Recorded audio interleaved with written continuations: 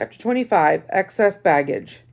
The alarm blasted me from a sound sleep. While shutting it off, I knocked Joey's bear to the floor. What a klutz, I muttered, leaning out to pick up the carving. I turned on the radio, then buried my head under the blanket. I knew Joey would be incredibly sad this morning without Peanut. I figured he'd miss Special Olympics. Maybe Tree and Avenel would go with me afterward to visit him. Maybe we could cheer him up. A news reporter said, a man who wandered away from Rest Haven Nursing Home was struck by a car last night at the intersection of Broadway and Peace. Authorities say the victim, 23-year-old Joey Markham, has the mind of a child. Fear jolted me upward so fast I got tangled in the covers. Not seriously injured. However, because he has a history of heart problems, ambulance personnel rushed him to a Jefferson City hospital where he was treated and released. I shot out of bed and raced to the kitchen. I heard, said Aunt Queenie, her face as white as her Special Olympics sweatshirt. He was looking for Peanut, I said. You don't know that for sure. My temper flared. Yes, I do. It's my fault he almost got killed walking the streets. You don't have to smooth things over for me. Make it easier for me. Just because I'm your responsibility. If you've got to pamper somebody, pamper Joey, not me. Aunt Queenie's face was red, her mouth a perfect O. Her hand fluttered to her cheek, a hand chipped with polish and a broken nail. Suddenly, I saw her in that stained lavender pantsuit, and I was ashamed of my outburst. I'm sorry. I should bite my tongue off. Aunt Queenie turned away, then folded and unfolded the cuffs of her sweatshirt. Finally, she looked back at me with watery blue eyes. Sometimes, Del Rita, I just don't understand you. I didn't understand me either. How could I have been so hateful? I wanted to tell her it was anger at myself, not at her, that made me spout off like Old Faithful. I wanted to put my arms around her, to feel her arms around me, but I kept quiet and stayed put.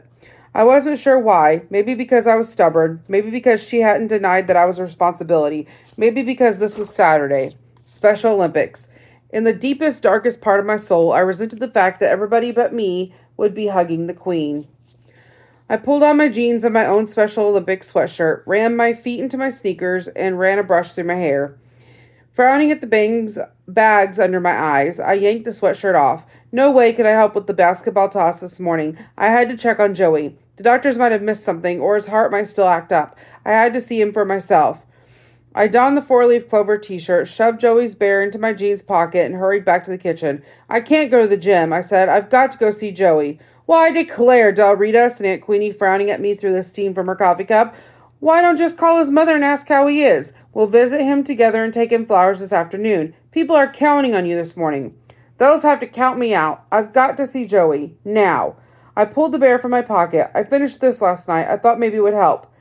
Aunt Queenie looked at the bear. As a work of art, it's beautiful. As a peace offering, it probably won't do much good. Joey has lost something he held dear, and his mother would have lost her son. I doubt that either one of them will be appeased by a chunk of painted wood.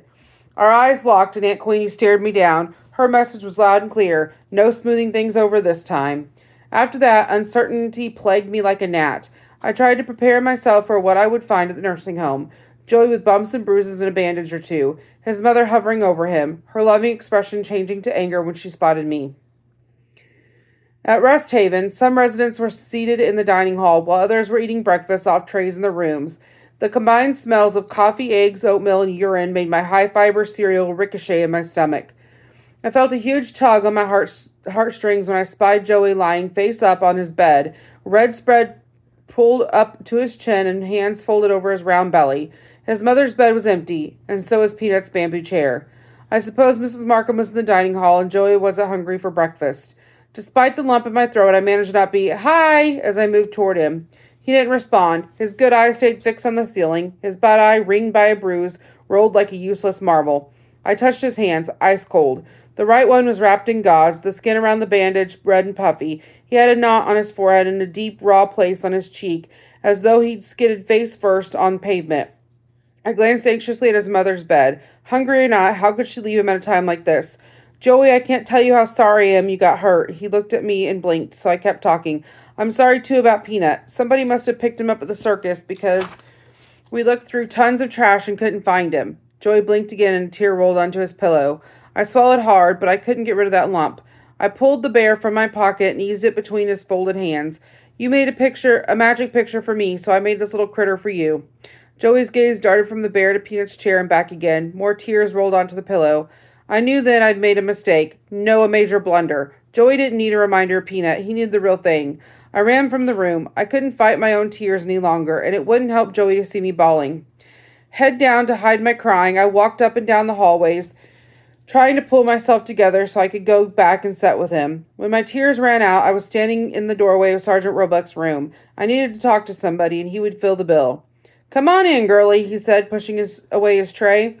You're a lot easier to look at than oatmeal and prunes. I clomped in and plopped onto the chair beside his bed. Have you still got 2 ears? And 2 good eyes, so tell me why you flapped in here like a bird with a broken wing. I told him how I'd bumbled with Aunt Queenie first, then Joey. He rubbed his jaw and his whiskers rasped like sandpaper on wood. Sounds to me like excess baggage, he said. What? You're carrying too much guilt. Queen does go overboard on the pampering. As for Joey, well, he'll bounce back in a day or so. He'll attach himself to something else, and he'll be back creating his magic the same as always. The Lord makes folks like him in a special way, and it don't take much to make them happy. 2 images fluttered across the screen of my mind. Peanut in his bamboo chair and Mom's Bruno bear in that old rocking chair. It was possible that Joey could love Mom's bear, if only I knew where it was. You know, girlie, Sergeant Roebuck said, I think it would help if you'd talk more to Queen. Tell her how sad and mixed up you feel sometimes. It sure helped me to talk out my feelings about the war. I nodded just so he'd know I was listening. Like you said the other day, I've been torturing myself with the past. No more. I've finally made peace with myself. A smile creased his face, and he added, You see, girlie, if I'd died at the hands of the Nazis, Queen wouldn't exist. She wouldn't be here to take care of you. I was glad that revelation made him feel better, but it didn't help me, and Queenie didn't want the job. Another thing, Sergeant Roebuck went on, if I get this dad-blam cast off my leg, I plan to attend that D-Day reunion. Those guys don't need to hear Leo's story, but I need to tell it, 'cause he died trying to take care of me. That's my excess baggage. Reckon if the story's off my chest and the duffel bag's in the attic, I can clear the cobwebs from my brain. Attic, cobwebs. I sat stunned, staring at Sergeant Roebuck. What's the matter, girlie? You look like you swallowed a bug. I leaped to my feet and kissed his bristly cheek. Thanks, Mr. Sergeant Roebuck. You just helped me solve my problem. I did? How? You mean you're going to talk to Queen? No, I'll explain later. Gotta go. Girlie, what? But I was flying out his door. I ran toward the entrance, certain that Mom's Bruno bear was in the attic at our house. Not Uncle Bert and Aunt Queenie's house, our house, where I'd lived with Mom and Dad and Punky. I hit the crash bar on the outer door and burst into the sunlight before indecision struck me. My bounding steps slowed to a crawl. I hadn't even seen that house since the day after my parents died. Could I go back to it now? Could I knock on the door like a stranger? Could I walk through rooms where every piece of furniture, every picture on the wall was forever entrenched in my memory? No, I couldn't do it. I'd have to send Uncle Bert. Then I recalled how he cried over those boxes in the garage. It wouldn't be any easier for him than it was for me. I trudged on. You can do this, I told myself. You can do it for Joey.